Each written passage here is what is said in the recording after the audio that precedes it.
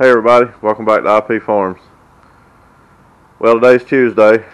Weather finally broke here in North Carolina. Sun came out for a few hours today. Man, that sure was nice. Temperatures warmed up quite a bit. I think we've got another clear day tomorrow. A little bit of freezing rain Thursday. Then after that, hopefully, temperatures going to warm up for a little while. I'm going to see what I can do today with this disc plow. I've got the 1086 back there on the battery charger. I've got to pump up the tire and get the chisel plow unhooked, if that's possible. Bring it around here and hook the lines up and cycle this cylinder up and down a couple of times. Make sure nothing binds up, see how it does while I still got it up in the air. I'm still on jack stands here, so I'm going to work that first. If everything goes smooth there, then we'll get the wheel down as far as we can, jack it up, get it off the jack stands, and see what happens with the actual weight of the plow on there. Got my ends on the quick connects on the ends of the hydraulic lines. This is the one I referenced the other day. It's got the adapter on it, so I can run the, if I have any issues, I can put that 3/8 hose on. Just thought I'd put them on this unit instead of the big disc. Want to throw in there right quick, don't mean to get long-winded. I bought these hoses online. They're actually Gates hoses, but not very pleased with the quality for some reason. I don't know what the deal is. The hose itself seems to be fine, but this end here and this one, so let me back up. Two hoses, I had two good ends here. These ends had perfect threads on them, no problem at all, screwed right in. These two actually, it's almost like they didn't get the threads cut deep enough for some reason. I mean, they weren't cross-threaded or anything, they just weren't very deep threads. So I put some sealing tape on there and got them as tight as I could. I already bought them, so they're here. I thought worst case scenario, if I have problems, I can at least take it to a hydraulic shop and get them to, you know, chop them off here and put me a new end on. But we're going to try it. May hook it up to the 1086 and have all kinds of leaks or whatever. If we do, you guys will be the first to see. But you follow me along this far with it, so I'm not going to try to hide anything. I'll turn the camera on as soon as I get it hooked up, and we'll see what happens. Something blows apart or breaks or whatever, y'all be the first to see along with me. So 1086 hasn't been cranked in a couple of weeks, so might bring you along for a little bit of that and see if I can get the chisel plow unhooked. If I don't break my neck doing it, it's almost a two-person job. But let's see what happens. Bring it back in a few. Okay, let's see how this goes. Mike can hear the generator running in the background with a battery charger on it. Let's see if it's set here long enough to charge up, see if it'll fire.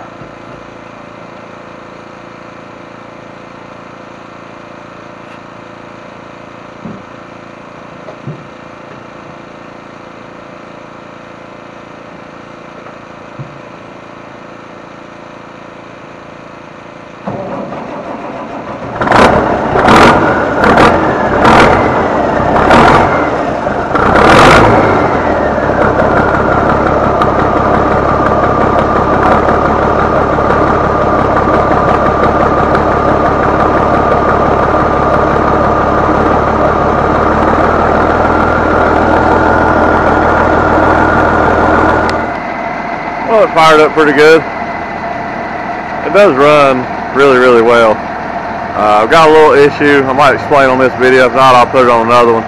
Something mechanical I have to do to this tractor before long. Let's see if we can get the chisel plow unhooked. Bring you along for that. We'll get it around there and hook everything up and see what happens with the disc plow.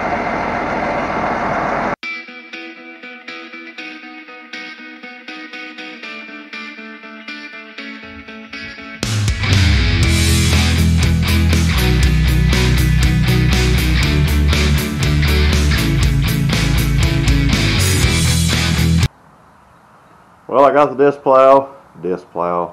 chisel plow unhooked without breaking my neck. I guess that's a good thing.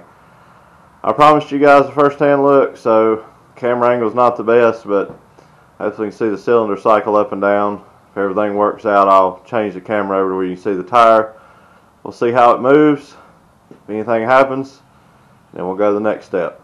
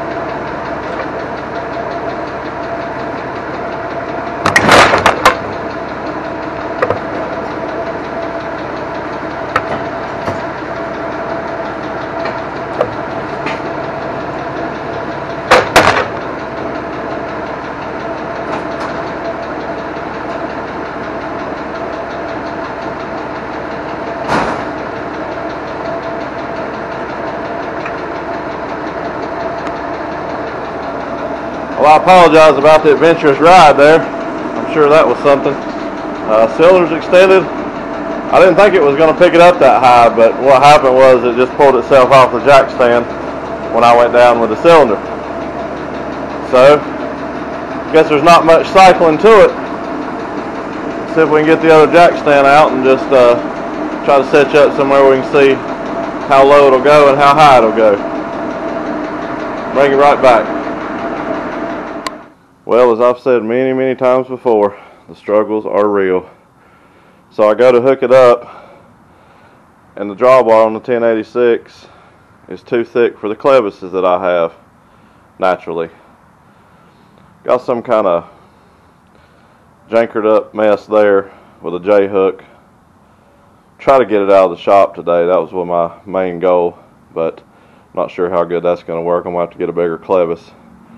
Not sure if I'm going to do anything with a hitch on it or not. I thought about extending it. I don't know if any of you seen that green piece of metal there that came off that other plow. Thought about bolting it on there and extending a little bit. I still might, but like I said, the struggles are real. But okay, the lines are hooked up to the tractor. Saw that a while ago. We get you a little bit better camera angle here, and I just want to get something hooked up here where it won't take off on me, and let's see if we can cycle it through and get an idea how it raises and lowers. Okay, let's see what happens. Try to get a couple different camera angles so you guys can actually get an idea of how I think it works. Like I said, I have no idea. Just the other day in the previous videos, all we ever got to put it in the ground. So let's see what happens.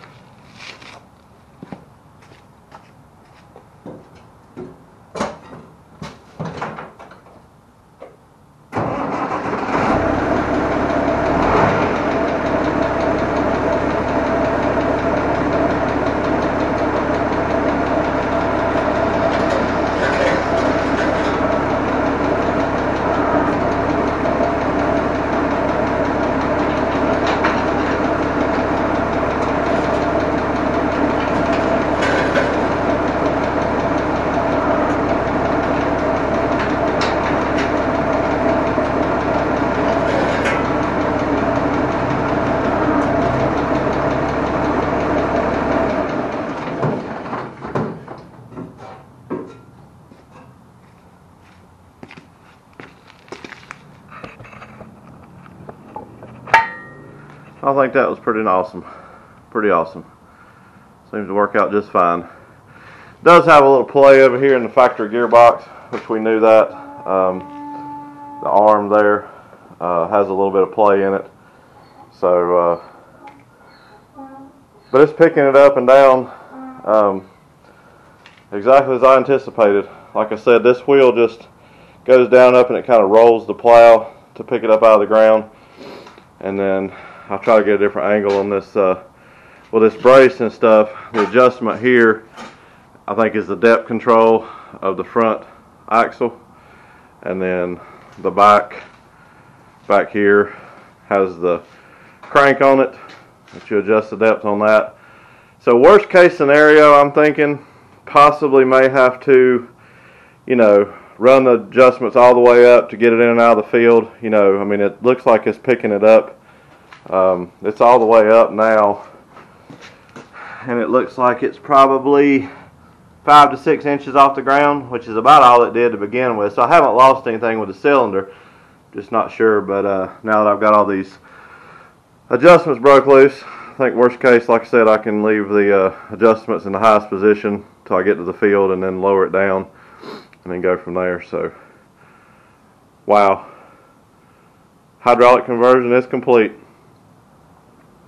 Let's see if I can get a different angle on it and get a little bit more footage. I don't want to bore y'all with this, but I'm tickled to death. It came a long ways from what it was when I picked it up. Let's see if I can get you guys in a different position. Okay, let's try this and see if it gives you a better perspective. Watch the top brace bar there in the top of the screen, if you can see it, the one that I did all the bracing on. Watch it as it actuates in the front axle.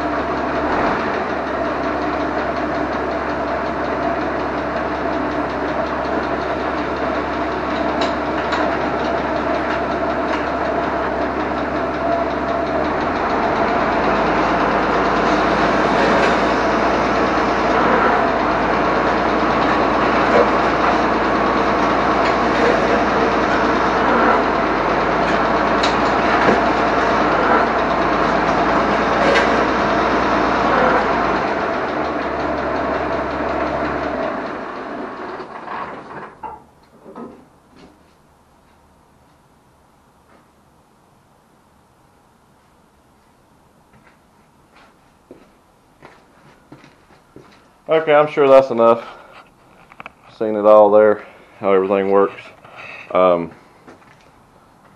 This here, like I said, the adjustment, you adjust it to see how far it lets the front axle go up and down.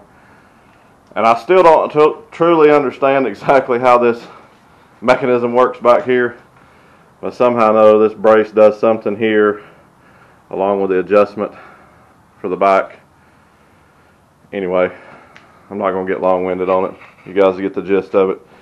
I hate it's going to be so long before we can get it in the ground, actually turn some dirt with it, but I promise if you guys stay tuned, you'll be the first one to actually see all 8 discs in the ground turning dirt.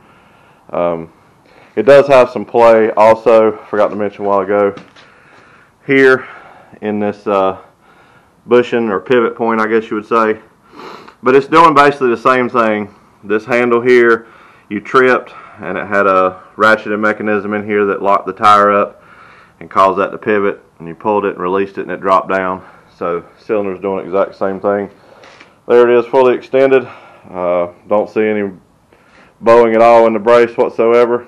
So of course that's not in the ground pulling, but once it's in the ground there's really not going to be any tension on the hydraulic cylinder itself. I may have to rig up something for transport mode. I mean, it's only going, you know, less than a mile anywhere here on the farm, but I know it's not good on the hydraulic cylinder, so I may end up putting some kind of something from here down to lock it when it's in the upright position until I get to the field, like the most disc and equipment that has hydraulic cylinders on it have. Okay, well, I'm not going to bore you much more with this. I might get a little shot of it outside if I get it pulled out, if my janked up hitch mechanism there will hold together long enough. I don't know if I'm going to try it or just wait and get a bigger clevis. I sure wanted to get it out of the shop today so I could get it cleaned up, the shop cleaned up rather, and get ready to start on something else. Last thing on it, do have a few things left to do, of course. The handle here is broken. The rod there, I've just been pulling it by hand. Need to fix that. Got a few grease fittings in it that need to replace, and do something with the hitch. And probably all I'm going to end up doing is just getting a bigger clevis to run through just like that one and then hook to the 1086. So I'm pretty funny about the hydraulic fluid. These Internationals run the Hi-Tran, so I'm not going to cross it over between this and the Oliver, so I feel like I'll probably always pull it with the 1086. Not real sure if it's going to take that much of a tractor or not, but we'll see. At least I'll be in the shade this spring and summer if that's what it takes. Okay, this clip's getting long. Bring you back for something else here in a few. This one's for you, soybean farmer. This is the mama barn cat. 2 boys and 1 girl. She's into everything. Okay, here it is. Got it pulled out. Hooked up. I changed the hitch up a little bit, just put a short piece of chain on it. I didn't feel comfortable with that J-hook. Something to get it around behind the shop. As you can see now, a little bit better. Get it up almost a foot off the ground to run the adjustments all the way up, so that'll definitely be what we do. I want to thank everybody for following along this journey with the disc plow conversion. The wheel videos, I know they got a little long-winded and boring, and the tires and all the welds and whatnot, but I really appreciate all the comments on it. A lot of you seem to really want to see it turn some dirt. I said earlier, I can promise you that you guys will be the first ones to see all 8 discs in the ground. One more thing while I'm in here, hydraulics hoses here. I've got the loop that goes on there, and I got to weld that on too. But the main thing is, apologize, battery went dead in the camera. Struggles are real. Okay, I'm gonna wrap this one up for today, guys, gals. Again, thank you all for watching. Please consider subscribing. Thumbs up if you like what you see. There is plenty more to do. This is just one small project checked off the list. A few miscellaneous things to button up on it, but I believe for the most part we're ready to go. Now we just need some warm weather, some dry conditions. Until next time, thank you.